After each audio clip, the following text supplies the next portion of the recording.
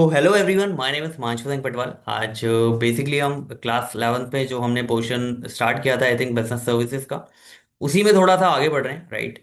हमने already banking services के बारे में देख लिया, हमने ऑलरेडी इंश्योरेंस सर्विसेज के बारे में देख लिया, क्या प्रिंसिपल्स होते हैं, फॉलो होते हैं, ये सारी चीज़ें हमने ऑलरेडी देख ली। Now we are moving forward to the types of insurance, ठीक है। तो एक आपको एक अंडरस्टैंडिंग हो कि भाई किस किस तरह के इंश्योरेंस होते हैं, ठीक है। जब आप इंडल्ज हो रहे हो इंश्योरेंस की कन्वर्सेशन में, तो you should have a understanding कि भाई क्या क्या तरीके के इंश्योरेंस आपके होते हैं। तो उसी के बारे में डिस्कशन आज हम करने वाले हैं। तो just go through with the white board में चलते हैं और डिस्कस करते हैं कितने तरह के आपके इंश्योरेंस हैं। ठीक है जी। तो ब्रीफ में इंट्रोडक्टरी अगर हम पार्ट करें, तो अभी आपको एक अंडरस्टैंडिंग मिल चुकी है कि भाई जब हम इंश्योरेंस की बात करते हैं, पर्टिकुलरली बैकग्राउंड में चलते हैं थोड़ा सा।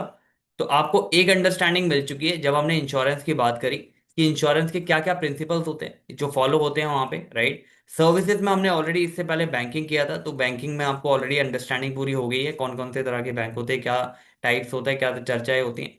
इसी में थोड़ा आगे बढ़ के जब हम बात करते हैं इंश्योरेंस की, इंश्योरेंस क्या होता है ये हमें पता लग गया, इंश्योरेंस का क्या क्या प्रिंसिपल्स होते हैं, नॉर्मली क्या क्या फंडामेंटल्स होते हैं जो फॉलो होते हैं, ठीक है। Now we are moving forward to the types of insurance, ठीक है। तो कितने तरीके के आपके इंश्योरेंस होते हैं, ठीक है। इंश्योरेंस में आपको ये तो पता है दो पार्टियां होती है, ठीक है। एक जिसका लॉस कंपनसेट करने के लिए कंपनी रेडी होती है, ठीक है। इंश्योर्ड और इंश्योरर दो तरह की पार्टी होगी। Now we are discussing about the type. तो देखो जनरली अगर मैं बात करूं तो दो तरह के टाइप, दो टाइप होते हैं आपके, ठीक है, इंश्योरेंस के। पहला होता है आपका लाइफ इंश्योरेंस, ठीक है। पहला आपका हो गया लाइफ इंश्योरेंस, ठीक है, जिंदगी का इंश्योरेंस। जो लाइन सुनी होगी आपकी, जिंदगी के साथ भी और जिंदगी के बाद भी, तो लाइफ इंश्योरेंस एक कैटेगरी आ गई, ठीक है। इसके अलावा जितने भी इंश्योरेंस आपके आएंगे वो जनरल इंश्योरेंस की कैटेगरी में आएंगे, ठीक है।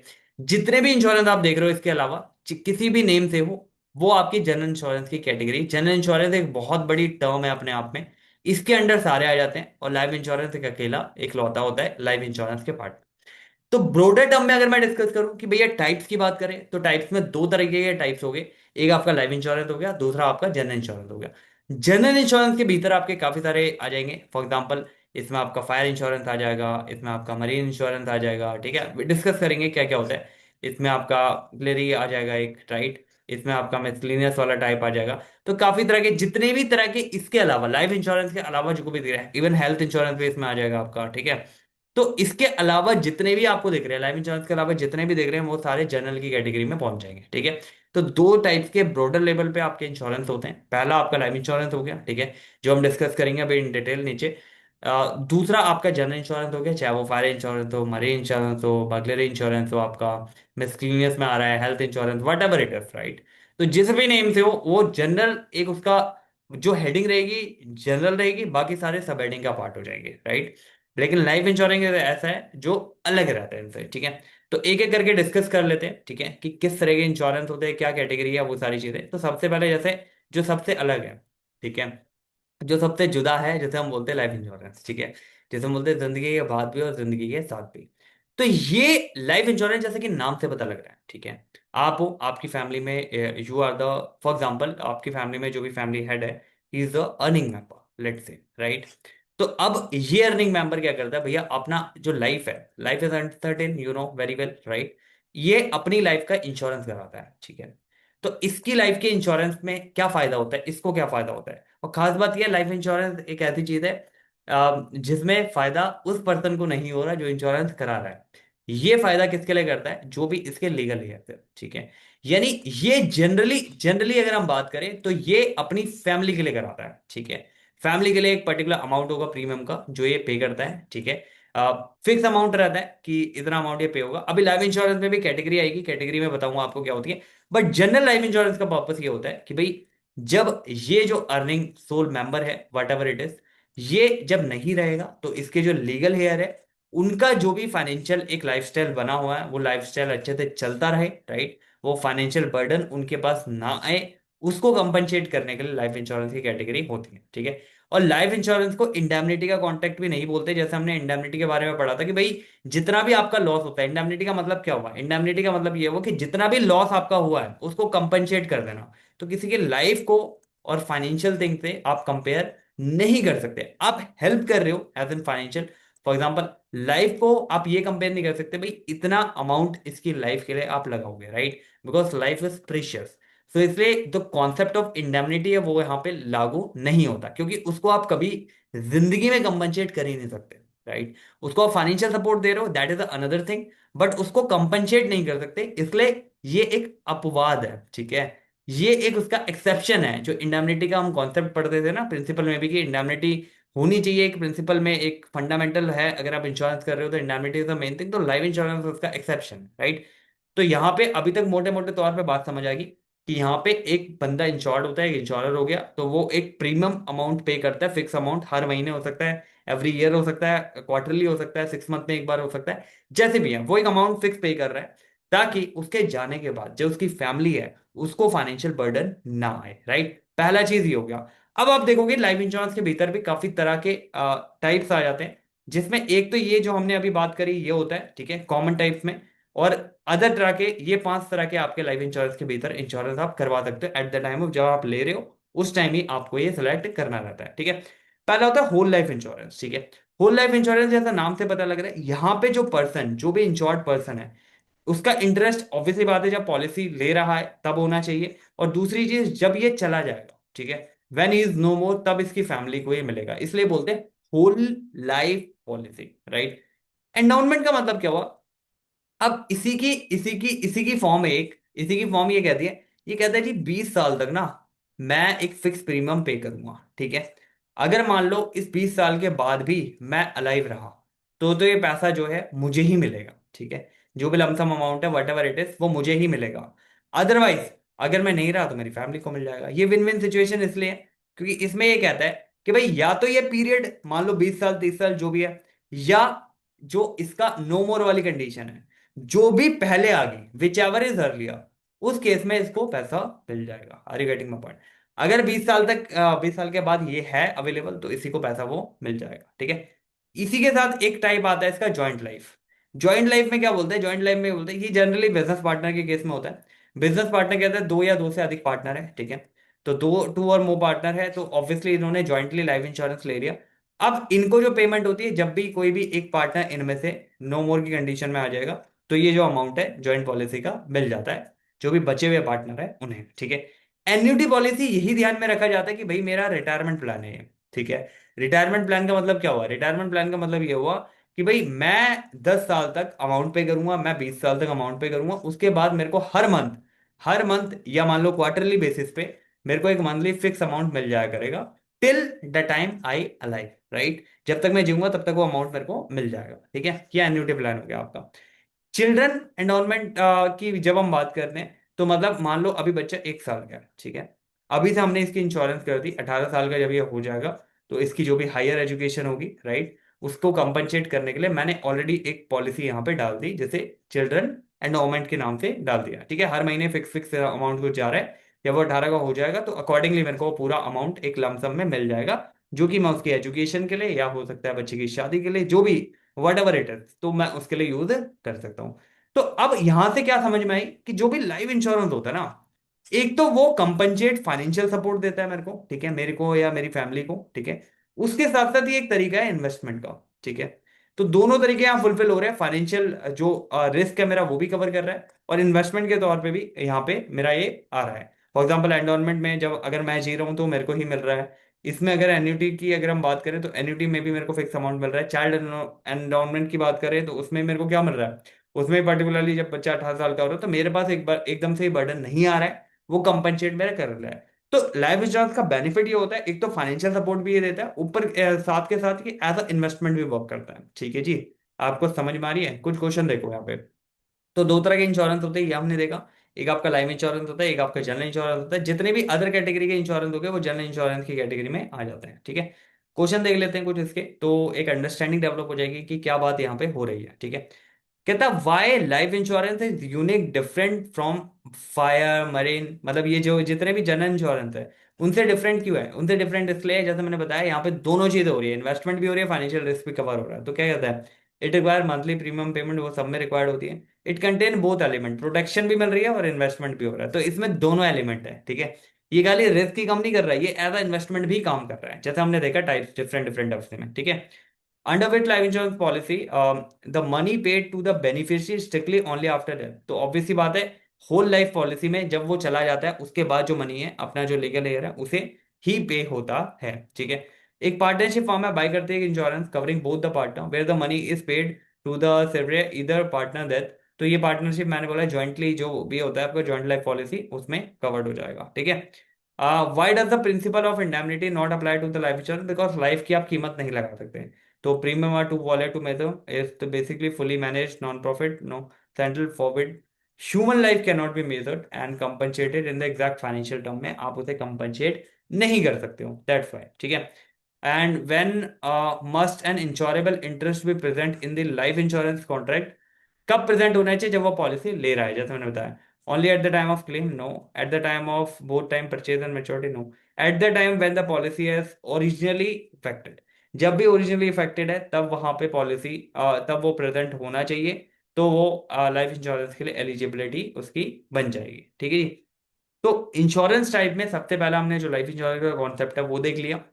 अब जितने भी इंश्योरेंस आपके आएंगे वो सारे आपके जनरल इंश्योरेंस की कैटेगरी में है, तो उसको भी एक एक करके देख लेते हैं कितने तरह के, थोड़ी एक अंडरस्टैंडिंग डेवलप हो जाएगी आपको कि भाई ये तरह के हमारे जनरल इंश्योरेंस होते हैं, ठीक है।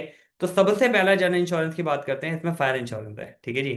अब फायर इंश्योरेंस क्या कहता है? फायर इंश्योरेंस क्या कहता है भैया, जैसे कि नाम से पता लग रहा है, ठीक है। मैं बिजनेस कर रहा हूँ, मैंने अपनी फैक्ट्री का फायर इंश्योरेंस करवा लिया। फायर इंश्योरेंस का मतलब क्या हुआ भाई, कल को अगर फैक्ट्री में कुछ भी आग से रिलेटेड कोई भी चीज हो जाती है, ठीक है, कोई भी बर्निंग हो जाती है, ठीक है, बस इसकी शर्त ये होती है कि जो भी आपने मान लो फैक्ट्री का इंश्योरेंस लिया पूरा, ठीक है, फैक्ट्री का आपने फायर इंश्योरेंस लिया, तो यहां पे जो भी एक्सीडेंटल मतलब जो बर्निंग हो रही है ना वो एक्सीडेंटल होनी चाहिए, ऐसा नहीं जानबूझ के आपने आग लगा दी इंश्योरेंस का पैसा मिलेगा, ठीक है।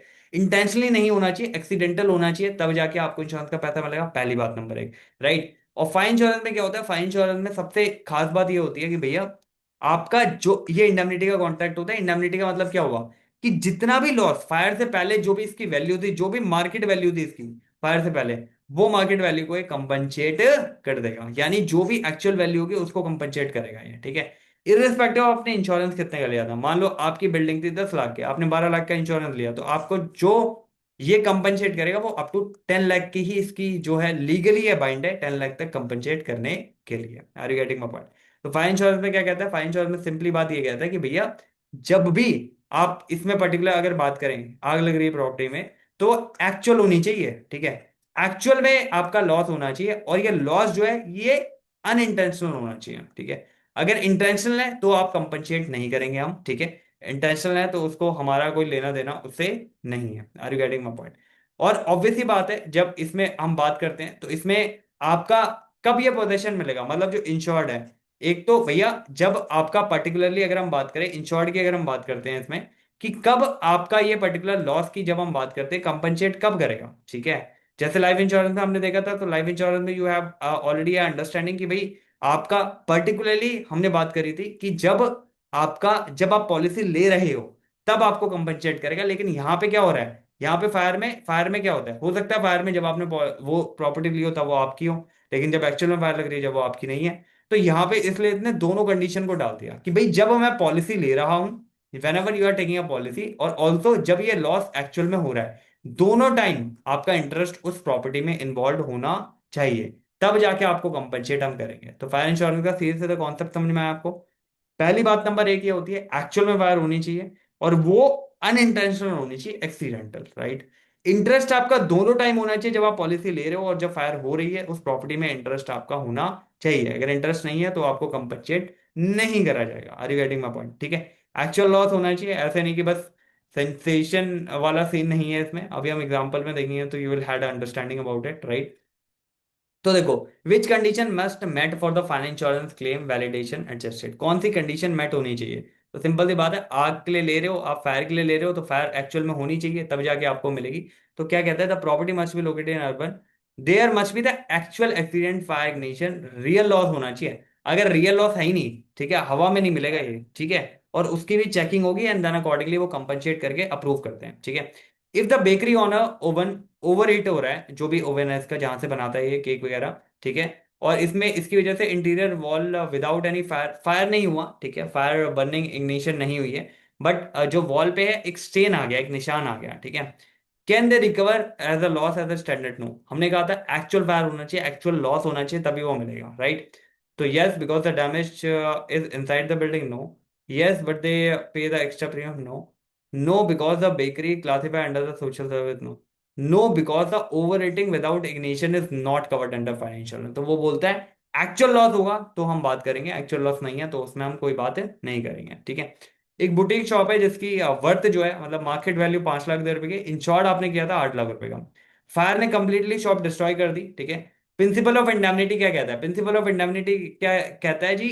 जो भी कंडीशन पहले थी फायर के लगने से पहले, जो मार्केट वैल्यू थी उतनी हम रिकवर कर देंगे इरिस्पेक्टिव अपने पॉलिसी कितने की ली थी, राइट। तो यहाँ पे 8 lakh because the face value of the policy is 8 lakh, no. 5 lakh because it represent the actual market loss. ये एक्चुअल लॉस पे डिस्कस करेगा कि भैया एक्चुअल कितने का लॉस हुआ, उतना ही मैं कंपनसेट करूंगा इरिस्पेक्टिव ऑफ पॉलिसी कितने की ली थी, ठीक है। When must insurable interest exist in case of fire? भाई दोनों टाइम होना चाहिए, जब पॉलिसी तू ले रहा है और जब लॉस हो रहा है, ठीक है। तो यहाँ पे बोथ वाला कंडीशन ये आ रहा है, when effective when the policy effecting the policy at the time of loss as well, right. जब पॉलिसी इफेक्ट में आ रही है तब, साथ के साथ जब लॉस हो रहा है, दोनों टाइम पे तेरा इंटरेस्ट इन्वॉल्व होना चाहिए, तब जाके इंश्योरेंस प्रीमियम आपको मिलेगा। Fire insurance is basically design tool for what? For the investment in the long term, no. Pure financial protection against the accidental, property का अगर कोई डैमेज हो रहा है तो उसका जो भी फाइनेंशियल आपको लॉस होता है, जो भी फाइनेंशियल आपको हानि होती है, उस हानि को कंपनसेट करने के लिए हम फायर इंश्योरेंस करते हैं। और फायर इंश्योरेंस आपका कौन से इंश्योरेंस की कैटेगरी में आता है? जनरल इंश्योरेंस की कैटेगरी में, ठीक है जी। यहाँ तक समझ में आ रही है बात, ठीक है। एक्चुअल में आग होनी चाहिए जिस टाइम पे ले रहे हो पॉलिसी, और जिस टाइम पे लॉस हो रहा है उस टाइम पे आपकी ओनरशिप उसमें होनी चाहिए या आपका इंटरेस्ट इन्वॉल्व होना चाहिए, तभी आपको इसका बेनिफिट मिलेगा, अदरवाइज नहीं होगा। और ये अनइंटेंशनल होनी चाहिए, इंटेंशनल नहीं होनी चाहिए, ठीक है। अब आती है मरीन इंश्योरेंस। देखो मरीन इंश्योरेंस एक ऐसा फॉर्म ऑफ इंश्योरेंस है जब आप समुद्र मतलब सी रूट से जो भी आप अपना सामान इधर से उधर भेजते हो, ठीक है।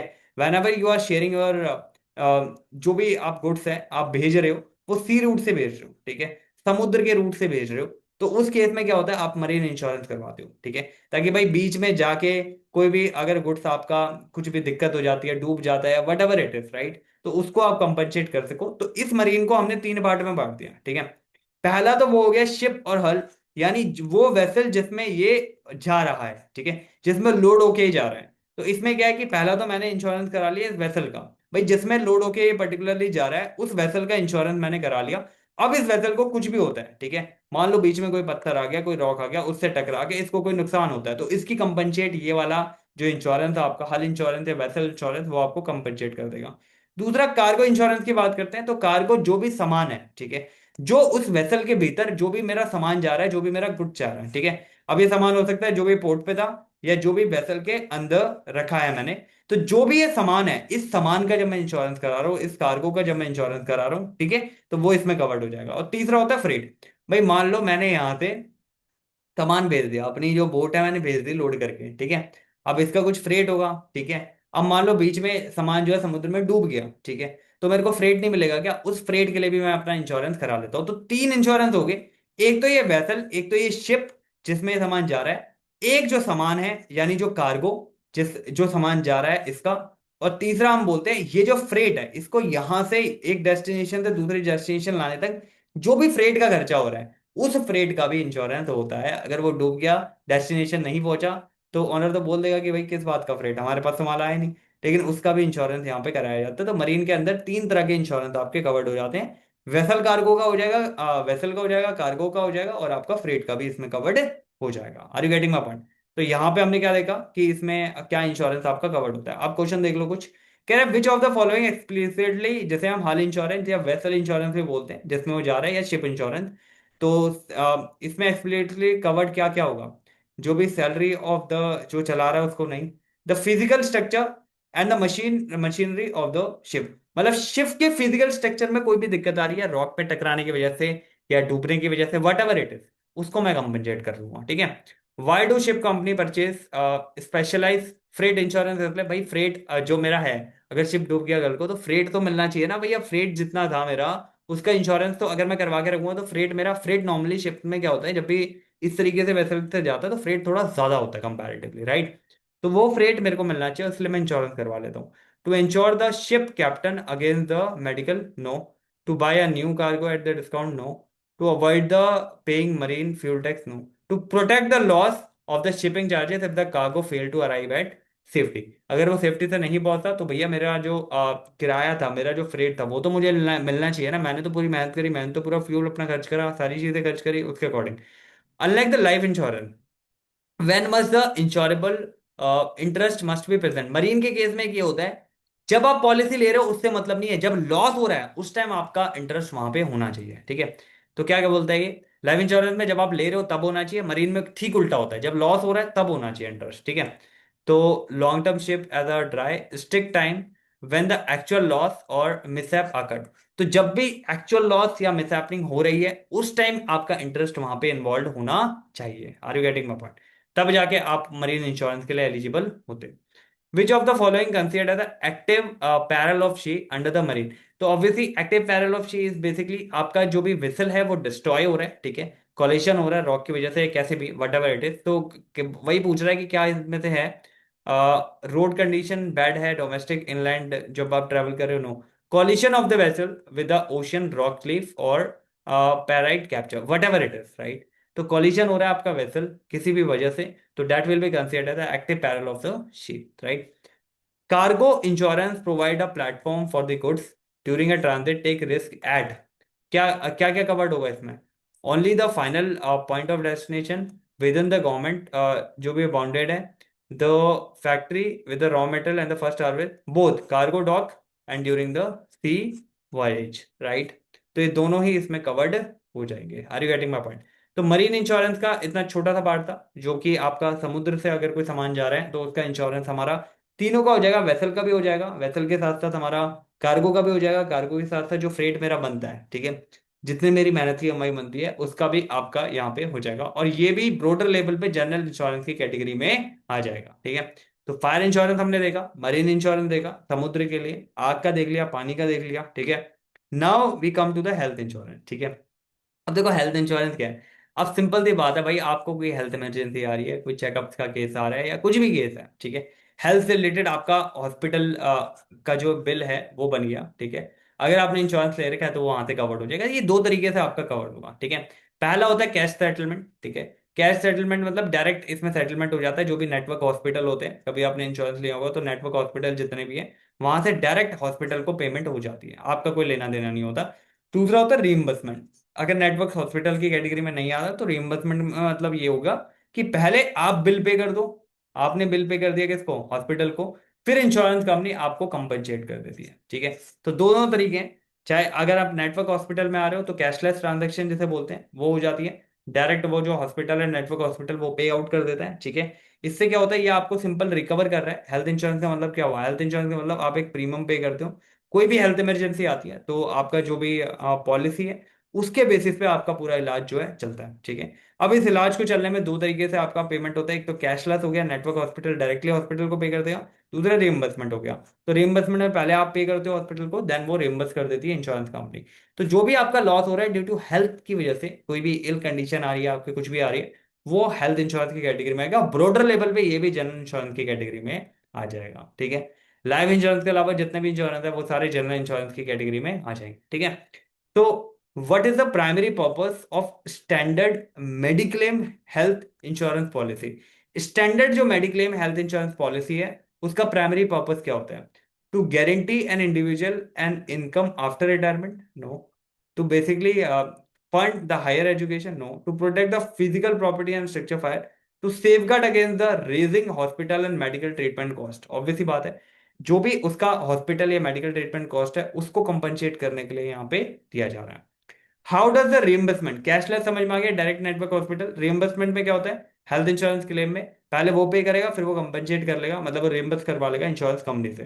तो the bank pay the premium automatically using the online, no.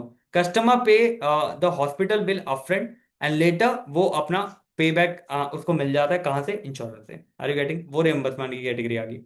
Health insurance policy can be issue to protect what, क्यों क्या प्रोटेक्ट करो, लाइफ प्रोटेक्ट करो ऑब्वियसली।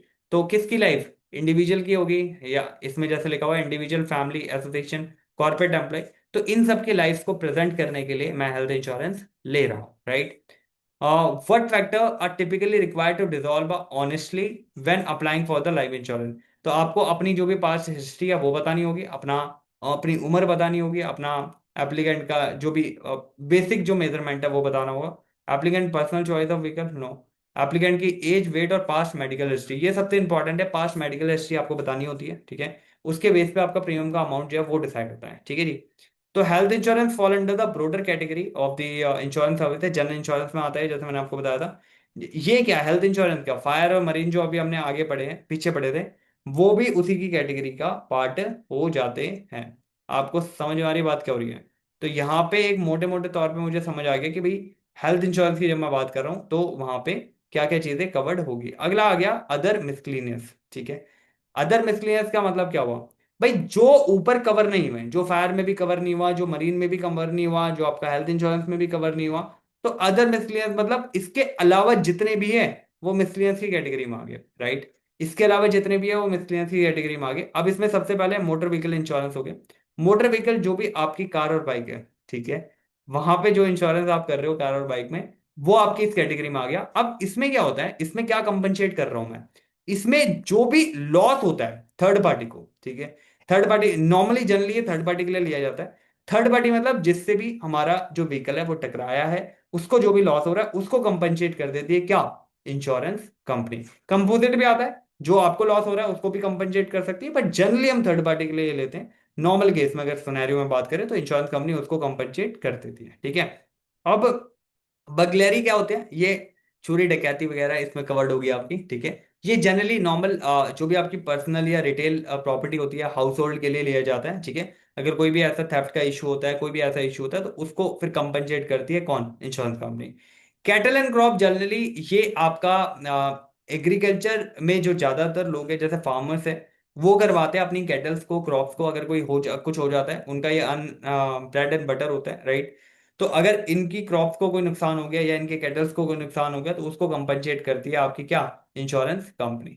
और लास्ट आपका इस कैटेगरी में रहता है जिसे हम बोलते हैं अमर्त्य सेन शिक्षा योजना। ये बहुत इंपॉर्टेंट योजना है। इसमें क्या होता है कि मान लो आपका जो भी पेरेंट है या मान लो जो भी गार्जियन है, उनका कोई ऐसा एक्सीडेंट हो जाता है, ठीक है, और उससे थ्रू उनका परमानेंट डिसेबिलिटी आ जाती है, ठीक है। परमानेंट डिसेबिलिटी आ जाती है और जिसके थ्रू अब वो काम नहीं कर पा रहे हैं।